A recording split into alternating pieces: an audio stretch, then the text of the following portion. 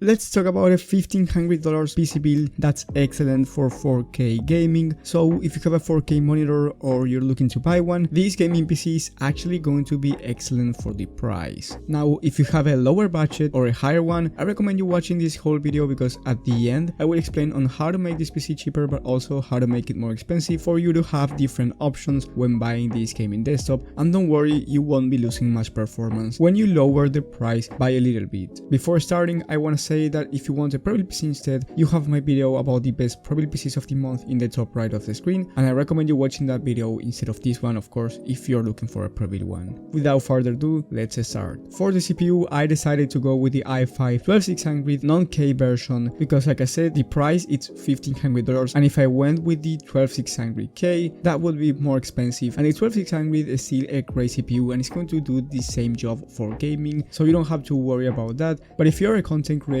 then I would recommend you going for something like the 12600K or even the i7 12700K, but because we're talking about a gaming PC, the 12600 is all that we're going to need. We don't need more than this, and on top of that, we need to save money to put the right GPU on this PC for 4K. Then for the CPU cooler, I picked the ID Cooling SC226XT. This is a great CPU air cooler and it's going to be enough for the 12600. Now, if I picked the 12400 because it requires less power, then I could get away with a $20 CPU cooler or even the stock one. And if you want to go with the 12600K, then I recommend you going for something like a 240 all-in-one liquid cooler, but the 12600 is going to have great temps with this CPU and you will have a quiet experience. Then for the motherboard, I picked the MSI Pro B660A because we don't have the K version of the 12600. There's no reason to go with a T690, and on top of that, we are talking about gaming, not content creation, so this MSI motherboard definitely more than enough for our build. The only thing with this one is that it doesn't include Wi-Fi, so you will need an adapter if you're not going to use it with an Ethernet cable. For the memory, I picked the ADATA XPG 32 gigs of RAM, 2x16 of course. This is a DDR4 3600MHz kit CL16 memory, a great kit, and it's $110, which is not a lot considering the other prices for this type of memory kits. And I went with DDR4 because DDR5 doesn't make any sense right now. You won't get any benefit, and on top of that, it's way more expensive. For laptops, it makes a difference, that's a different story, but for gaming desktops, DDR5 definitely not worth it right now. For the storage, I went with the standard Western Digital Blue SN570 1TB of M.2 SSD. If you need more than 1TB, feel free to add more storage, but I think that it's a really good starting point, and for gaming, 1TB it's a really good option. Once again, if you're looking for content creation and working with heavy files, then you may want to consider 2TB of SSD instead of 1. But if you're just for gaming, 1TB I think is gonna do it. And then for the most important part, the GPU, I went with the Gigabyte Radeon RX 6900 XT, a really great GPU right now, and it's going to be way more than enough for 4K gaming. Now, if you want to go with Nvidia, you can pick the RTX 3080, but it's going to cost you $50 more, and it's not going to give you any advantage over the 6900 XT when it comes to performance. Of course, if you're looking just for ray tracing performance, or maybe you want DLSS technology, then the 3080 is going to make sense, but remember that you're spending more money for a graphics card that is not going to perform better on average. But picking the RTX 3080, it's a good choice when either you want ray tracing, the DLSS technology, or when you want a better encoder for content creation and streaming. In that case, going with the 3080 makes sense, but if not, the 6900 XT is going to be way more than enough, and it's going to be better performance wise. And don't worry, because for streaming, the AMD encoder is getting closer and closer to the Nvidia one, and you're not going to notice a major difference. On top of that, you get 32 gigs of RAM, which is recommended for streaming basically, so you won't have any issues for streaming with this PC and the 6900 XT. Then for the case, I picked the Lian Li Langhu 215 ATX case. This one is $90. It has a beautiful front mesh panel, 2 RGB fans on the front, and a non-RGB fan for the exhaust one. The airflow overall for this PC is going to be great, and you won't have any issues with the thermals, so don't worry about that. And then last but not least, for the power supply, I picked the EVGA 850W 80+ gold power supply. I think it's an overkill for this build, but I picked this one because I wanted this PC to be future-proof in case you want to upgrade the GPU later on, because we all know that new GPUs are coming out. We don't know when exactly because they are delayed right now, but you will need a good power supply if you want one of those GPUs. But not only for the GPU, maybe you want to upgrade the CPU to the Ryzen 7 5800X 3D or the new CPUs that are coming this year. So an 850W power supply, it's going to make sense,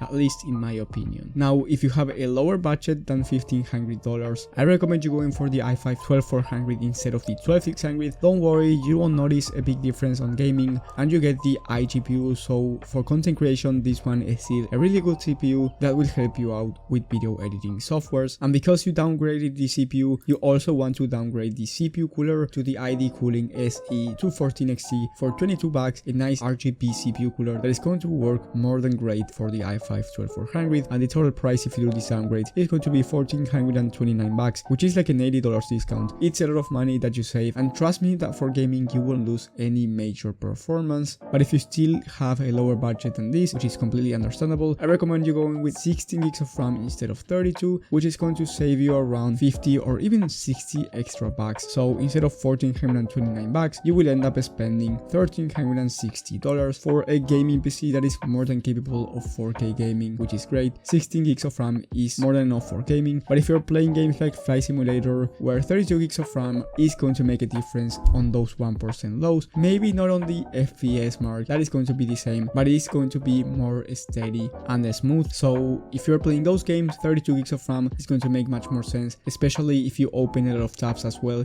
and you want to do streaming. But if you're just going to do gaming, 16 gigs is going to be enough even for 4K. And if you have a higher budget, let me know down below in the description what's your budget, and I will help you out with the right upgrades, because it really depends on how much you want to spend. I have a bunch of PC build videos, so if you have a really high budget like $2,500, then I recommend you watching my other videos. But anyway, you can leave me your question, I will try to reply as fast as possible. Thank you guys for watching this video, thank you for the support. If you found it helpful, leave a like and subscribe, but most importantly hit that bell button so you get notified when I upload this type of content, and I will see you on the next one.